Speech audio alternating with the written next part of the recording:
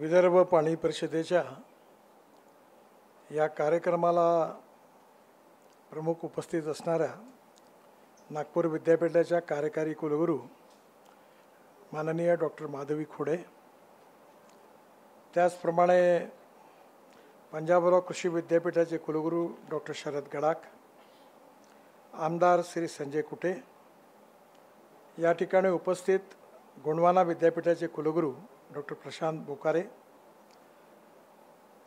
अध्यक्ष शरद पाणी पुरवठा संस्था अमरावती त्याचे श्री विजयराव देशमुख, डॉक्टर शुभांगी उंबरकर, त्याचप्रमाणे डॉक्टर समय बनसोड आणि उपस्थित सर्व बंधूंनो आणि भगिनींनो,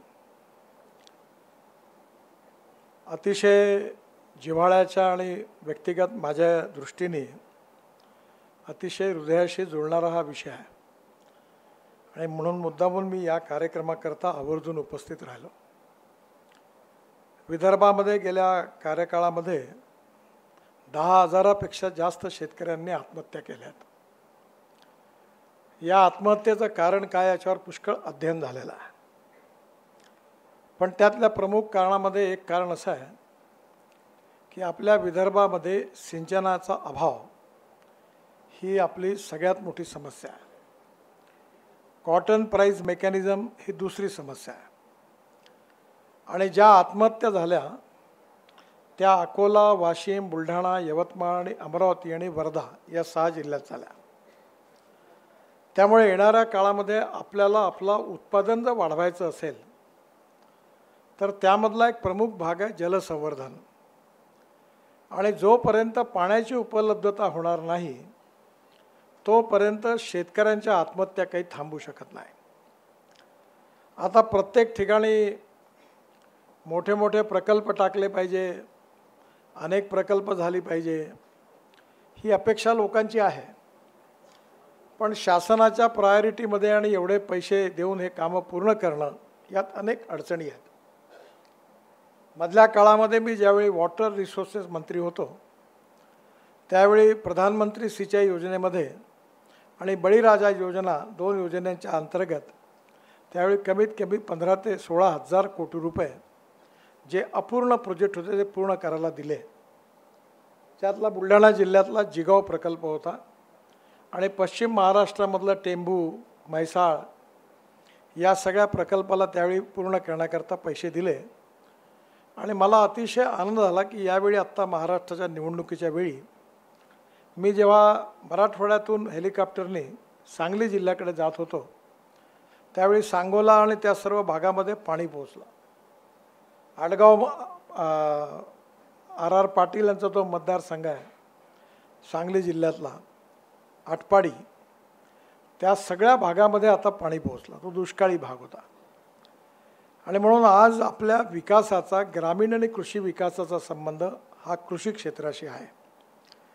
आणि आपल्या देशामध्ये परिस्थिती अशी आहे की आपल्या GDP ग्रोथमध्ये टोटल 52 ते 54% कॉन्ट्रीब्युशन सर्व्हिस सेक्टरचं आहे आणि जवळपास 22 ते 24% मॅन्युफॅक्चरिंग सेक्टरचं आहे आणि कृषी क्षेत्राचं कॉन्ट्रीब्युशन 12 ते 14% फक्त आहे. आणि कृषी क्षेत्रावर जी जनता अवलंबून आहे त्याची लोकसंख्या आपल्या देशाची 60 ते 65% आहे. म्हणजे 60 ते 65% जी जनता आहे ती आज सामाजिक, आर्थिक, शैक्षणिकदृष्ट्या मागासलेली आहे आणि त्यातूनच कोणाच्या मानेला खास सुटले म्हणून त्या लोकांनी आत्महत्या नाही केल्या, पण परिस्थितीची विवशता म्हणून त्यांनी आत्महत्या केल्या. आणि त्यातला प्रमुख संबंध जो आहे तो पाण्याशी आहे. पाण्याच्या बाबतीमध्ये मोठे प्रकल्प आहे, मध्यम प्रकल्प आहे, लघु प्रकल्प आहे, मालगुजारी तलाव आहेत. हे सगळे सरकारी योजनेतून होतात आणि सरकार लेवलवर या सगळ्या योजनांचा आपण सगळेजण सरकारने काम केलं पाहिजे, आपल्या सगळ्यांची अपेक्षा पण आहे. पण सरकारमध्ये कोणाही पार्टीचं सरकार हो, एका वेळी 50 प्रकल्पाचं भूमिपूजन होतं. कारण भूमिपूजन होणार याच्यावर एक निवडणूक ते आमदार साहेब जिंकतात, दुसरी भूमिपूजन प्रत्यक्ष होऊन कामाला सुरुवात झाली म्हणून जिंकतात आणि प्रत्यक्षात त्या कामावर प्रोव्हिजन असते, काम असतं, जे गोसीखुर्दचं उदाहरण आहे की मुळात प्रकल्प जो होता तो होता 360 कोटीचा आणि आतापर्यंत त्या प्रकल्पावर 12,500 कोटी खर्च झाले. त्यातले 6,000 कोटी रुपये मी राष्ट्रीय प्रकल्प म्हणून रॉटरीज म्हणून त्यावेळी दिले आणि आता प्रकल्प पुन्हा बंद पडलेला. त्याचं पुनर्वसनही व्यवस्थित नाही झालं आणि आजही त्या पुनर्वसनाचे प्रश्न आहेत आणि त्यामुळे आता त्यातलं परत युटिलायझेशन आलं, पाणी आलं आता. आणि जवळपास प्रकल्पाची कहाणी अशी आहे की असं जर केलं तर ते पॉलिटिकली शक्य नाही आहे की जेवढे पैसे आहेत तेवढे प्रकल्प. जसं आमच्याकडे सेंट्रल रोड फंड आहे तर तो दरवर्षी पेट्रोल डिझेलच्या सेसवर होतो. तर माझ्याकडे 700 कोटी रुपये आहे आणि माझ्याकडे विमानाने दिल्लीला आमदार साहेब पोचतात सगळे आणि मला म्हणतात माझं काम मंजूर करा. आता 7,000 कोटीच्या अगेन्स्ट मी 7,000 कोटीचे कामं मंजूर केले. अर्थात अनेक ठिकाणी सरकारमध्ये हे सगळे होता वेळ लागतो आणि त्यामुळे मी कसं तरी ते ढकलत नेतो. पण आता मी जर पलीकडे मंजूर केलं तर होणारच नाही काम. आणि म्हणून काम बजेट किती आणि मंजुरी किती याचा काही संबंध नसल्यामुळे जनता आनंदी होते, नारळ फुटतात, फोटो निघतात आणि प्रकल्प 25-25 वर्ष होत नाहीत. आणि हे पॉलिटिकल मजबुरी आहे, त्याला राजकीय लेखांना दोष आहे आणि पाण्याला प्रायोरिटी नाही आहे. म्हणजे मी जेव्हा आमदार होतो तेव्हा BT देशमुख आणि आम्ही अनुशेषाच्या मुद्द्यावर खूप लढाई झाली. आम्ही ॲडव्होकेट जनरललाही आणलं होतं. विदर्भ मराठवाडा या भागातल्या मागासल्या भागाला पाणी कसं मिळालं पाहिजे म्हणून. त्यानंतर बरेच राज्यपालांच्या अधिकाराच्या खाली ते मंडळ स्थापन झालं. पण मुळामध्ये प्रश्न असा आहे की हे सरकारी लेवलवर मोठे प्रकल्प मध्यम प्रकल्प होत राहतील. यात आपल्या सगळ्यांना काही करता येण्यासारखं आहे का, हा खरा मुद्दा आहे. आणि या मुद्द्यामध्ये विचार करायला जे पॉझिटिव्हिटी समोर ठेवून काम करतात आणि ज्यांना समाजाकरता काही करण्याची इच्छा आहे असे बरेच लोक माझ्यासमोरही बसले आहेत आणि ज्यांनी उत्तम काम केलेलं आहे. धावणाऱ्या पाण्याला चालायला लावा, चालणाऱ्या पाण्याला थांबायला लावा आणि थांबलेल्या पाण्याला जमिनीला प्यायला लावा. गावातलं पाणी गावात, घरातलं पाणी घरात, शेतातलं पाणी शेतात. या गोष्टी जर आपण सगळ्यांनी हा छोटासा प्रकल्प जर नीट चालवला तर याचा फायदा होईल. मी लोकांचं उदाहरण नाही देत, माझं उदाहरण देतो. माझ्याकडे 3 विहिरी आहे आणि उन्हाळ्यामध्ये एप्रिल मेमध्ये 1 तास पंप चालायचा. नंतर मी माझ्या गावच्या नदीचं खोलीकरण झालं, नाल्याचंही खोलीकरण बाजूला केलं, नाले मोठे मोठे केले आणि आता मे महिन्यातही माझ्याकडे 8 तास पाणी चालतं. 60 एकर जमीन पूर्ण पाण्याखाली आली आणि माझं उत्पन्नही वाढलं आणि 7.5 हॉर्स पॉवरचे 3 पंप लावले आहेत आणि ड्रीप इरिगेशन आहे आणि चांगलं उत्पन्न होतं. पाण्यामुळे पुष्कळशा व्यवस्था झाल्या. आज आपल्या इथे वर्धा जिल्ह्यामध्ये, बुलढाणा जिल्ह्यामध्ये गडाख साहेब बसले आहेत. त्यांच्या ह्याच्यात आम्ही NHIचे जे रस्ते बांधतो त्यात आम्हाला माती लागते. मी सगळ्या आमदारांना विनंती केली, सांगितलं, पण फारसा उत्साहाने कोणी भाग नाही घेतला. सर्वपक्षीय आमदारांना सांगितलं, पण देवेंद्रजींच्या मागे लागून त्यांनी एक चांगला कायदा केला की नदी नाल्याचं खोलीकरण जर केलं तर त्याच्यावर जे ॲग्रिगेट मटेरियल NHIने काढलं तर त्याच्यावर रॉयल्टी लागणार नाही. आणि म्हणून मला ज्यांनी परवानगी दिली त्यांच्या मी तलाव बांधले. गडाख साहेबांचा मी आभारी आहे. त्यांनी मला परवानगी दिली. मी पंजाबराव कृषी विद्यापीठ आम्ही NHIतर्फे फुकट 36 तलाव बांधले. व्हेटरनरी युनिव्हर्सिटीमध्ये 9 तलाव बांधले. साहेबच सांगतील की आता त्यांच्याकडे मी बघायला गेलो, परवा हेलिकॉप्टरने बघितलं, आज तलावात पाणी भरलेलं आहे आणि त्याच्यामुळे मूर्तिजापूरच्या भागामध्ये वॉटर कॉन्झर्वेशन झालं, तिकडे खानपान पट्ट्यातही पाणी आलं आणि जे 350-400 एकर सिंचन होतं ते आता किती एकर झालं साहेब, 1200 एकर सिंचन झालं. आणि आताच त्यांनी मला सांगितलं की रेकॉर्ड ब्रेक सीड उत्पन्न पण झालं. म्हणजे बुलढाणा जिल्ह्यामध्ये हे जसं उदाहरण आहे तसं बुलढाणा ते अजिंठा हा जगप्रसिद्ध रस्ता आहे. त्या रस्त्याला आम्ही कॉन्क्रीट रोडने बांधलं तेव्हा पाटील नावाचे बांधकाम विभागातले अधिकारी त्यांनी खूप मेहनत केली आणि चांगलं काम केलं आणि त्यांनी स्वतः याच्यात इंटरेस्ट घेतला, अभ्यास पण चांगला केला आणि त्यावेळी या पूर्ण रस्त्यावर तलाव बांधले, नदी नाल्यांचं खोलीकरण केलं. जवळपास 17,000 धनगर समाजाची लोक तिथून मायग्रेट व्हायचे, गाव सोडून पावसाळ्यात निघून जायची बकऱ्या मेंढ्या घेऊन. पण आता त्या ठिकाणी आम्ही सगळे तलाव खोल केले, खोलीकरण रुंदीकरण केलं. त्याचा परिणाम असा झाला की ते 17,000 लोक आता गाव सोडत नाही. आणि परवा बुलढाणा जिल्ह्यातले खासदार आणि मंत्री प्रतापराव जाधव यांनी मला सांगितलं की आता मक्याचे 2-2, 3-3 पिकं घ्यायला लागले आणि तुमच्या या प्रकल्पामुळे सगळीकडे हिरवं झालं आणि आमच्या जिल्ह्यामध्ये उत्पादन वाढलं. म्हणजे फुकट काम झालं. असे 1,000 तलाव जवळपास करण्याची संधी आमच्या विभागाला मिळाली. आणि त्यानंतर मी ज्या NGOमध्ये काम करतो, हे बसले आहेत इकडे सगळेजण, माधव कोटस्थाने, दत्ता दामदार, पाटील साहेब बसले आहेत. यांनी पुण्यामध्ये खडकवासल्याला चांगलं काम केलं. बाकी आपले अनेक लोक आहेत सगळी. त्यामुळे येणाऱ्या काळामध्ये विद्यापीठातील विद्यार्थ्यांनी जर या कामामध्ये पुढाकार घेतला आणि खताच्या रिकाम्या बॅग ज्या आहेत त्याच्यामध्ये रेती भरून जरी पाणी अडवलं तरी आपण खूप मोठा चमत्कार करू शकतो. आणि म्हणून पाणी अडवा आणि पाणी जिरवा हा जो कार्यक्रम आहे हा सामाजिक संस्थांनी आणि विद्यापीठांनी या कामात पुढाकार घ्यावा या भावनेने नागपूर तुकडोजी महाराज कृषी विद्यापीठाच्या तर्फे आपण सगळ्यांनी हा कार्यक्रम घेतला. याबद्दल मला मनापासून अतिशय आनंद आहे. मी आपल्या कार्यकारी कुलगुरू डॉक्टर माधवी खोडे आणि त्यांच्या सर्व सहकाऱ्यांना मनापासून धन्यवाद देतो आणि त्यांचं अभिनंदन करतो. कारण विद्यापीठामध्ये नीड बेस्ड रिसर्च झाला पाहिजे. तिथल्या भागातला विकासामध्ये विद्यापीठाची भूमिका असली पाहिजे. नाही तर 6वं 7वं वेतन घेत राहते, बाकीची जनता तशीच राहते. श्रीकांत जिचकार नेहमी म्हणायचे, आता मी त्यांच्याच मताचा. मी आत्ता आपल्या गडाख साहेबांना सांगितलं की तुम्ही बियाणं तयार करा, ब्रँडिंग करा, विका आणि त्यातून प्राध्यापकांचे पगार द्या. आणि नाही आला तर त्यांना म्हणा पुढचे जेव्हा तेवढे पैसे तेव्हा मिळतील म्हणा. कारण शेक लागल्याशिवाय कोणी कामच नाही करत. म्हणून मी ज्यावेळी मंत्री होतो महाराष्ट्रात तेव्हा मनोहर जोशींना मी सुचवलं होतं की कृषी विद्यापीठाला जमीन द्या, सीड प्लॉटची परवानगी द्या, ब्रँडिंग करायची परवानगी द्या आणि त्यांनी त्यांचा पगार काढायचा. ॲडमिनिस्ट्रेटिव्ह एक्सपेंडिचर त्यांनी काढायचा. नाही तर मग काही उपयोगच नाही. कलरलेस, टेस्टलेस, ऑर्डरलेस खूप लोक आहे. तुम्हाला नाही म्हणत पण मी सरकारमध्ये सांगतो, तुम्ही तर वर्मिकल्चर करायच्या लायकीचे नाही आहे. कशा करता सरकारमध्ये पाहिजे आणि जनतेने ते का सहन करायचं? हे फुकटछाप लोक आपल्याला नाही पाहिजे. गाय ठेवायची असेल तर दूध देणारी पाहिजे. नाही आमच्याकडे गाय आहे, अरे काय नाही दूध नाही देत, बाकड आहे, मग ठेवून काय करायचं? शेवटी जनतेला पाहिजे दूध देणारी गाय. आणि त्यामुळे मला खूप आनंद आहे की विद्यापीठाने यात इनिशिएटिव्ह घेतला आणि आपण सगळेजण खूप चांगलं काम करू शकतो.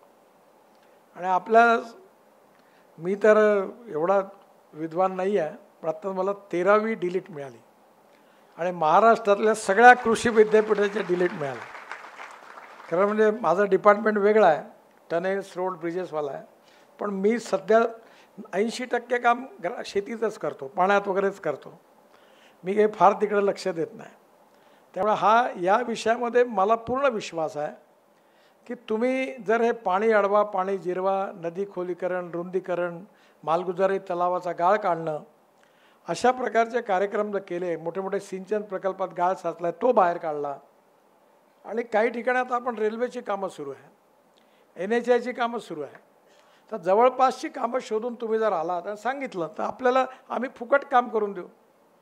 मी आता दिल्लीमध्ये 4 मोठ्या टेकड्या आहेत कचऱ्याच्या. पण सरकारमध्ये सगळेच विचार करणारे लोक आहेत, विद्वान आहेत, त्यामुळे निर्णय करायला अडचण राहते. मी 5-7 वर्ष मागे लागलो की या कचऱ्याला सॅग्रिगेट करू, कोणी करायचा याच्यावर खूप चर्चा झाली.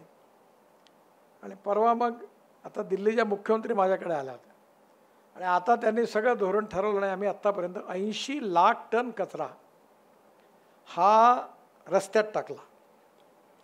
माझी खोडे मॅडमांना विनंती आहे की नागपूर महानगरपालिकेने नेदरलँडच्या कंपनीबरोबर एक प्रकल्प टाकला आहे भांडेवाडीला. त्याच्यामुळे कचऱ्याचं डंप यार्ड कमी झालं आणि त्या प्रकल्पात कचरा सॅग्रिगेट करून कचऱ्यापासून आता बायो CNG तयार होणार आहे, खत तयार होणार आहे आणि त्याचबरोबर त्याच्याकडनं काही प्लास्टिक आपण जाळू शकू बॉयलरमध्ये, तेही पण मिळणार आहे RDF. आणि सुंदर प्रकल्प आहे. तुम्ही विद्यापीठात याचा जरूर स्टडी करायला लावा. आणि या प्रकल्पामुळे जी जागा रिकामी झाली ती ₹1 लीजवर 30 वर्षाकरता महानगरपालिकेने सिम्बॉसिस युनिव्हर्सिटीला दिली. ते पण आमचं स्वप्न होतं की आपल्या नागपूरच्या मुलं पुण्या मुंबईत नाही गेले पाहिजे. आता सिम्बॉसिसमध्ये 10,000 मुलं शिकतात आणि नागपूर शहरातल्या मुलांना 15% कन्सेशन आहे फीमध्ये. आणि आता बाजूची 50 एकर जागा नर्सिंग मुंजीला दिली, KG to PG. म्हणजे कचराही हटला, एज्युकेशन इन्स्टिट्यूशन आल्या आणि आपल्या इथल्या मुलांना आता पुण्या मुंबईत जायची गरज नाही. आणि आता कचऱ्यापासून CNG तयार व्हायला लागला. 28 टन होणार आहे. अजून तो झाला नाही पण लवकरच होईल. आणि त्यात कचऱ्यापासून मिथेन तयार करून मिथेनपासून जसा CNG झाला तर मिथेनपासून हायड्रोजन तयार करता येईल. आणि हायड्रोजन तयार केलं तर हायड्रोजन हे फ्युचरिस्टिक फ्युएल आहे. त्यामुळे येणाऱ्या काळामध्ये आपल्याला आपल्या भागातले स्ट्रेंथ आणि विकनेसेसचा विचार करून त्या प्रकारचं शिक्षण आपण विद्यार्थ्यांना उपलब्ध करून दिलं तर नक्कीच मला असं वाटतं की आपल्या इथल्या विद्यार्थ्यांना खूप याचा फायदा होईल. काल माझ्याकडे आपल्या इथे एक लॅबॉरेटरी येऊन राहिली आहे. हे जे इलेक्ट्रॉनिक्समध्ये आपले सेमीकंडक्टर त्याचं टेस्टिंग करणारी. काल मी धापेवाडाला होतो, त्यांना घेऊन ते इन्व्हेस्टर माझ्याकडे आले आणि त्यांनी मला सांगितलं की मला 450 इंजिनियर्स पाहिजे आणि त्याचा मिहानमे टाकून द्यायला. म्हणजे येणाऱ्या काळामध्ये आपल्याला ज्या इंडस्ट्रीला जी जशा प्रकारची मॅनपॉवर पाहिजे ती तयार करणं, या भागातल्या ग्रामीण भागामध्ये कोणती धोरणं आखून कुठल्या दिशेने आपल्याला जेणेकरून त्याचं काम होईल. जसं आज पाण्यावर काम केलं तसं माझं आपल्याला आणि गडाख साहेबांना विनंती आहे की आपण आता विशेषतः व्हाईट कोलवर काम केलं पाहिजे. आपल्या धुऱ्यावर आपण बांबू लावला पाहिजे आणि बांबू लावल्यानंतर त्याचे 7 किंवा 8 mmचे जर तुकडे केले तर ते आपण जळण्याकरता वापरू शकतो. आणि मी तुम्हाला एवढा विश्वास देतो कारण आता माझा मुलगाच एक 2,500 कोटीचा ॲडिशनल प्रकल्प पॉवर प्रोजेक्ट टाकतो आहे, हे समजायचं तिथे. आणि त्या प्रकल्पामध्ये मी यांना आग्रह धरला की कोळसा नाही आता बांबू वापरायचा.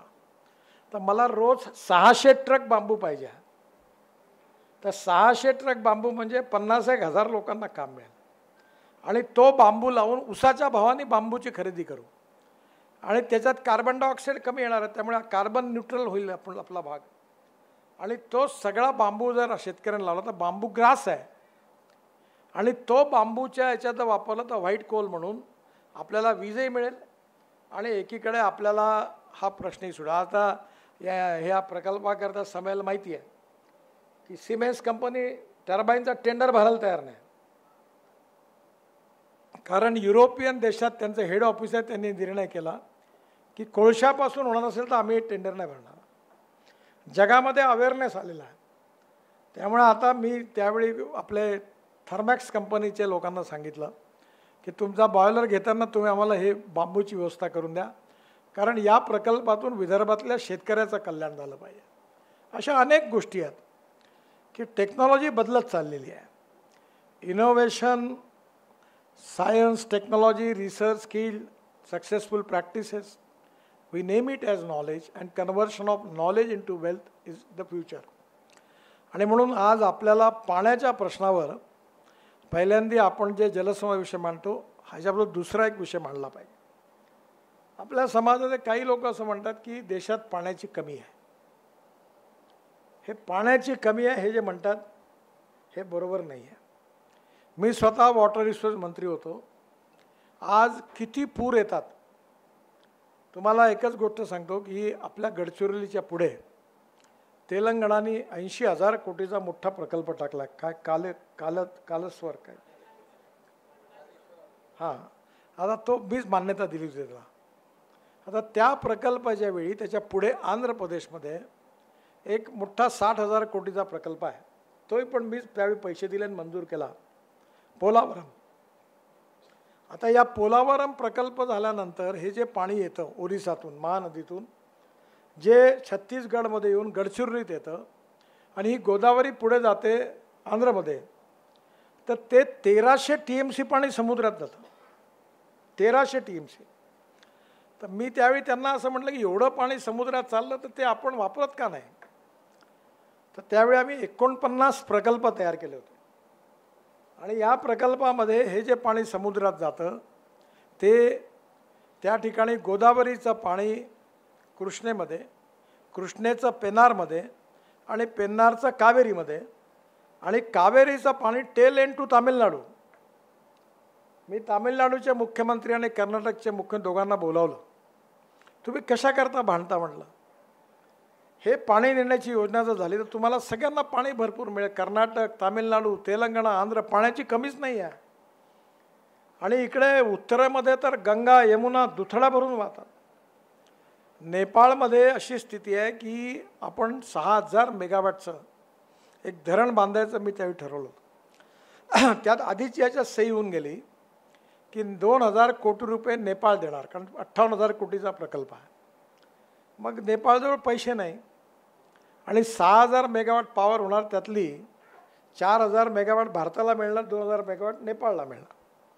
मग जेव्हा प्रधानमंत्री तिथले मला भेटले, मी त्यांना म्हटलं मला सांगणं बरोबर नाही पण मी तुम्हाला एक सांगू का. ते म्हणाले काय. म्हटलं तुमच्यावर 2,000 कोटी आहे का. म्हणजे नाही. म्हटलं तुम्ही हात वरती करा आणि तुम्ही सांगा 2,000 कोटी रुपयाची किंमत आहे, ती पॉवर मी भारताला देतो. ज्या दिवशी माझे 2,000 कोटी निघतील त्या दिवशी पॉवर मला द्या. तोपर्यंत तुम्ही असं करा, 2,000च्या ऐवजी 1,500 द्या, 500 मेगावॅट तुमच्या राज्यात वापरा, नेपाळमध्ये वापरा आणि हा प्रकल्प होऊन जाईल. तर या केला प्रकल्प तर कधी बिहारमध्ये, ओरिसामध्ये पूरच नाही येणार, बंगालमध्ये. आज आपल्याकडे, आपण जेव्हा भारताला स्वातंत्र्य मिळालं, 3 नद्या पाकिस्तानला मिळाल्या, 3 नद्या भारताला मिळाल्या. आता ते जे बाकीच्या नद्याचं पाणी बंद करा तो मुद्दा वेगळा, पण ज्या 3 नद्या आपल्या अधिकाराच्या आहेत ते पाणी आपण पाकिस्तानला सोडतो. आणि इकडे पंजाब हरियाणामध्ये खूप बोलायला तयार नाही, एवढे भांडणं आहेत. मी दोघांना सांगितलं त्यावेळी याच्यामध्ये एकत्र भांडणं एवढी राज्याची की कोणी एकमत करायला तयारच नव्हतं. 1970 पासून 23 भांडणं पडली होती. मी वॉटर रिसोर्स मंत्री असताना ठरवलं, सगळ्या मुख्यमंत्र्यांना बोलवलं आणि मी म्हटलं दरवाजा बंद करतो. मतलब जब तक आपका एकमत नहीं होता मैं दरवाजे नहीं खोलता. म्हटलं मी जवळपास 23 पैकी 19 झगडे मिटवले आणि आज त्याच्यानंतर 4 प्रकल्प आता हिमाचल आणि उत्तराखंडमध्ये होणार आहे आणि यमुनेमध्ये एवढं पाणी येणार आहे की 2090 पर्यंत दिल्लीला पाण्याचा प्रश्न राहणार नाही. आणि प्रकाश सिंग बादल मुख्यमंत्री आहे, त्यांच्या मतदारसंघात तिकडे एक इंदिरा कॅनॉल आहे, तो पूर्ण पंजाबमधून राजस्थानपर्यंत जातो, फुटला होता पूर्ण. त्याला 2,500 कोटी कॉन्क्रिटीकरणाकरता दिले आणि आता स्थिती अशी आहे की राजस्थानच्या 7 जिल्ह्यांना ॲडिशनल पाणी मिळालं कारण कॅनॉल दुरुस्त झाला. त्यामुळे आपल्या इकडे पाणी भरपूर आहे, आपण पूर बघितले आहेत.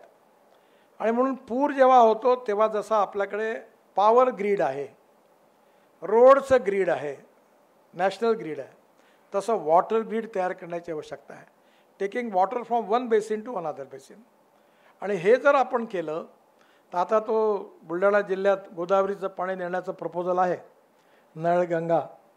ते असे अनेक प्रकल्प आहे, पण मोठी प्रकल्प करण्याकरता पैसा लागणार आहे, जमीन ॲक्वायर्ड करावी लागणार आहे, इकॉलॉजी अँड एन्व्हायरमेंटचा समतोल साधताना परवानगी घ्यावी लागणार आहे. हे जेव्हा व्हायचं आहे तेव्हा होत राहील.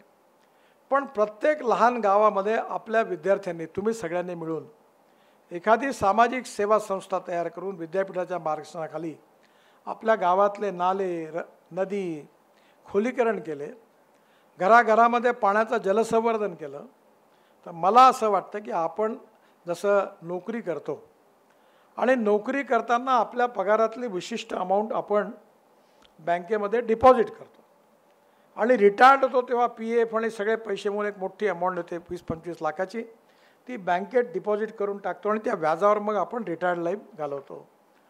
मग आपण पाणी डिपॉझिट नाही करू शकत का? जर आज पुराचं पाणी असेल ते पाणी आपण वाचवू शकत नाही का? ते पाणी जमिनीमध्ये डिपॉझिट करणं हाच खऱ्या अर्थाने एक छोटा म्हटलं तर मोठा पण अतिशय सहज करण्यासारखा उपक्रम आहे. आणि ज्यात सेवाभावी संस्था, NSS, विद्यापीठ, कॉलेजचे विद्यार्थी, प्राध्यापक यांनी आपल्या गावात जर हे केलं तर ही परिस्थिती बदलल्याशिवाय राहणार नाही. एक यातली अडचण आहे की आपण हे जे खोलीकरण रुंदीकरण करत असताना आपल्या याच्यात एकंदर 10 प्रकारचे रॉक्स आहेत. जिओलॉजी, जिओफॉर्मॉलॉजी, मिनरॉलॉजी आणि क्रिस्टोग्राफी हे भूगर्भशास्त्रातले 4 पार्ट आहेत. आणि त्यामध्ये काही पाणी पिणारे रॉक आहे आणि काही पाणी न पिणारे आहेत. त्यामुळे तुम्ही हे काम करत असताना जोपर्यंत पाणी पिणारा रॉक लागत नाही तोपर्यंत खाली जाणं आवश्यक आहे. ते जे रॉक आहे त्याचे 10 प्रकार आहे. Talc, gypsum, calcite, apatite, orthoclase, quartz, corundum, diamond. तर डायमंड हे हार्डेस्ट मटेरियल आहे. पण आपल्याकडे सगळ्याच ठिकाणी चुनखडी आहे, कुठे वेगवेगळ्या प्रकारचे रॉक आहेत. तर तुम्हाला आपला हिमालय जो आहे, मी एवढे टनेल आणि रोड बांधतोय, आम्हाला हिमालय म्हणजे पहिले पाहिली टेकडीची गणपती, आपला जिथे ती टेकडी पाहिली, काळा दगड, मग सह्याद्री पाहिला. तर माझ्या मनामध्ये मी अनेक दिवसापर्यंत हेच फरक की हिमालय म्हणजे दगड आहे मोठा. मी जेव्हा हिमालयाच्या सगळीकडे फिरलो, उत्तराखंड आणि सगळ्या टनेल्स बांधताना, तेव्हा लक्षात आलं हिमालय म्हणजे मातीचा ढिगारा. मातीमध्ये एक छोटा पांढरा दगड धुसकन खाली पडतो. आणि त्यामुळे प्रत्येक देशात, प्रत्येक भागात, region to region, district to district हा स्टार्टर वेगळा आहे. आणि म्हणून आपल्याला पाणी पिणाऱ्या स्टार्टर लागस्तोवर जमीन खोलीकरण करावं लागेल. रेल्वे करता, बिल्डिंग करता, रोड करता हे जे मटेरियल लागतं ॲग्रिगेट, ते महाराष्ट्र सरकारने GR काढल्याचा उपयोग करून कलेक्टरला जर विनंती केली तर ते मटेरियल जर मिळालं तर मला वाटते खूप मोठ्या प्रमाणात काम. आता या वाशिममध्ये हे काम करतात. वाशिम हा ॲस्परंट डिस्ट्रिक्ट आहे आणि मी पण आता वाशिममध्ये काही प्रकल्प सुरू करतो आहे. त्या प्रकल्पामधून त्या जिल्ह्यामध्ये खूपच वाईट स्थिती आहे. गडचिरोली आणि वाशिम हे सोशली, इकॉनॉमिकली, एज्युकेशनली बॅकवर्ड आहे, ॲस्परंट डिस्ट्रिक्ट आहे. आणि आता भारत सरकारने ॲस्परंट ब्लॉक्स पण काढलेले आहेत की ज्याचा सामाजिक, शैक्षणिक, आर्थिकदृष्ट्या मागासलेल्या आहेत. त्याचा वेगळा विचार करण्याची गरज आहे. आणि या सगळ्यामध्ये पाणी हा महत्त्वाचा मुद्दा आहे. पण पाणी आल्यानंतर केवळ तिथे आपण थांबलो तर आपलं पूर्ण यश नाही आहे. पाणी आल्यानंतर कोणतं क्रॉप लावायचं आणि क्रॉप लावताना एक्सपेंडिचर कॉस्ट कमी करायची आणि त्याचं आपलं प्रॉफिटेबिलिटी कशी वाढवायची, उत्पादन जास्त कसं वाढवायचं हेही महत्त्वाचं आहे. नाही तर 1 लाख रुपयाचं इन्कम आणि 95,000चं खतं, बियाणं कसं परवडणार. आणि म्हणून येणाऱ्या काळामध्ये आपल्याला अल्टरनेटिव्ह जैविक खत असेल, ऑर्गॅनिक मॅन्युअल असेल, निरनिळ्या प्रकारचे, आता आमच्याकडे आम्ही केसापासून ॲम्युनो ॲसिड तयार करतो. तो ॲम्युनो ॲसिड बेस्ड मायक्रोन्यूट्रियन्स तयार करतो. त्याचबरोबर आत्ता मी रशियातून हे ऑर्गॅनिक कार्बनचा आपण हे आणलं आहे, केमिकल आणलं आहे ऑर्गॅनिक. फार चांगला परिणाम आहे लॅबॉरेटरीत. आपल्या गडाख साहेबांनी बरेच प्रयोग केले आहेत. येणाऱ्या काळामध्ये मी आत्ताच त्यांना सांगितलं की माझ्याकडे एका एकरात 14.5 क्विंटल तूर झाली ऑर्गॅनिक. मग ते मी 75 क्विंटल झाली टोटल. मी ती सगळी डाळ तयार केली आणि डाळ तयार करून पुरती सुपर बाजारामध्ये विकायला ठेवली. आता माझी 160 रुपये किलो भाव ठेवला. माझी 80% डाळ विकल्या गेली. 10% त्या स्टोअरला दिले तरी मला बाकी पैसे मिळाले. मग आता माझ्याकडे कांदा झाला. आता माझ्याकडे जवळपास 15 टन असेल. तर मी आता त्याला म्हटलं की याचे 1-1 किलोचं पॅकेज केलं आणि तो 1-1 किलोचा 1-1 कांदा. उत्तम सफरचंदासारखी चव आहे, ऑर्गॅनिक आहे पूर्ण. आणि तो खातो त्याला खूप आवडतो. परवा ते स्पेनमधून आम्ही 25 शेतकरी घेऊन इथे स्पेनमध्ये गेलो होतो. तर स्पेनचे लोक इथे आले होते. आनंदराव होते त्या दिवशी. त्यांना कांदा दिला, त्यांनी नुसताच कांदा खाल्ला, एवढा आवडला. तर आपल्याला आता बियाण्यामध्ये, फर्टिलायझरमध्ये आपल्याला ड्रोननी स्प्रेइंग केलं. म्हणजे शेतकऱ्याचं ट्रेनिंग पण तुम्ही करा की आपण ऑर्गॅनिक मॅन्युअल वापरलं पाहिजे. मला जे उत्पादकांचं भूसुरक्षा खत आहे त्याचा फायदा झाला. ॲमिनो ॲसिड वापरलं, द्रोणनी स्प्रेइंग केलं आणि द्रोणनी स्प्रेइंग केल्यानंतर जर आपण 1 एकर ऊसाला 4 पोते युरिया 4 पोते मिश्रखत टाकत असू तर द्रोणमध्ये 2 बाटल्या युरियाच्या आणि 2 बाटल्या सुपलाच्या म्हणजे 5 ते 6 हजार रुपये एकरी बचत होते आणि मला 88 टन उत्पन्न झालं. त्यामुळे येणाऱ्या काळात नॅनो युरिया आणि नॅनो मिश्रखत वापरता येईल. द्रोणनी स्प्रेइंग करणं आवश्यक आहे. आणि माझ्याकडे इलेक्ट्रॉनिक बैलजोडी आहे, ते निंदन वगैरे तेच करतं आणि द्रोणही आहे आणि आता इलेक्ट्रिक ट्रॅक्टर आहे, तो फुकट आहे. कारण माझ्या घरावर सोलर लागला आहे. तर मी एक नवीन काम सुरू केलं की माझ्या आसपासचे 3 एकर 4 एकरचे जवळपास 25 एकरचे आता 10-12 शेतकरी निवडले आणि त्याच्यावर बियासाठी पैसे नाही, याच्यासाठी मी सांगितलं मी तुम्हाला प्रॉफिट देतो. आणि मी आता ती काय केली यावेळी, आत्ता कालच मी गावात, आता मी चाललो गावालाच जाणार आहे, मी पूर्ण जमीन नांगरून टाकली इलेक्ट्रिकमध्ये. तो 1.5 तासात चालतो. तर मी त्याला सांगितलं आमच्या माणसाला की सकाळी 5:30ला चालू कर ट्रॅक्टर, 1.5 तास काम कर, पुन्हा आपल्याकडे येऊन पुन्हा चार्ज कर, मग पुन्हा जा, असं 2-3दा कर. तर माझं डिझेल फुकट, डिझेलचा खर्च नाही. त्यामुळे माझी जमिनीचा नांगरणीचा खर्च 0, बियाणाचा खर्च करायचा आहे, द्रोण माझ्याकडे आहे. तर मी त्या निमित्ताने त्या शेतकऱ्याचं उत्पन्न दुप्पट करून देण्याचा प्रयत्न करणार आहे.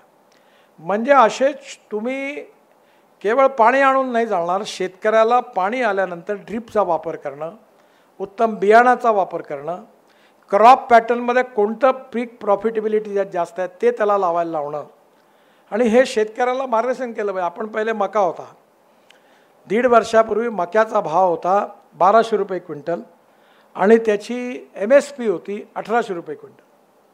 मी खूप पुष्कळ वाद झाले आणि मी सांगितलं मक्यापासून आपण इथेनॉल तयार करू आणि सरकारने शेवटी परवानगी दिली. आज आपल्याला सांगताना आज मक्याचा भाव 2600 रुपये क्विंटल आहे.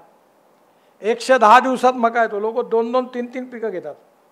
आणि यावर्षी आता कृषी मंत्र्यांनी उत्तर प्रदेश, बिहार, पूर्ण देशात मक्याला भाव मिळाल्यामुळे 1900 ते 2200वर तो किती आला तरी स्थिर होईल. त्यात प्रॉफिट असल्यामुळे शेतकऱ्यांनी मका लावला. तेव्हा कोणत्या पिकाचं शॉर्टेज आहे ग्लोबल इकॉनॉमीमध्ये, कोणतं क्रॉप लावलं म्हणजे आपल्याला भाव मिळेल हेही शेतकऱ्यांना समजावून सांगण्याची गरज आहे. आणि म्हणून आपण इंटिग्रेटेड अप्रोचमध्ये पाण्यापासून, बियाण्यापासून, खतापासून उत्पादन खर्च कमी करणारे उत्पादनापर्यंत आणि मग उत्पादनाची विक्री कशी करणं इथपर्यंतही पण आपल्याला मार्गदर्शन करावं लागेल. कारण दुर्भाग्य असं आहे की आपला शेतकरी या बाबतीमध्ये निश्चितपणे एवढा एज्युकेटेड नाही आहे. आणि म्हणून विद्यापीठातल्या अतिशय सुशिक्षित आणि उत्तम मुलांनी जर या इंटिग्रेटेड पाणी परिषदेपासून A to Z solution for all problems, याला पैसा नाही लागणार, हे जर तुम्ही दिलं तर विदर्भातला एकही शेतकरी आत्महत्या करणार नाही. विदर्भातल्या शेतीचं उत्पन्न वाढेल आणि त्यातून नक्कीच आपण हे चित्र बदलवल्याशिवाय राहणार नाही. त्यामुळे एका चांगल्या कामाची सुरुवात आपण सगळ्यांनी केली आहे. याबद्दल मनापासून आपल्या सगळ्यांना खूप खूप धन्यवाद देतो आणि माझं बोलणं संपवतो. नमस्कार.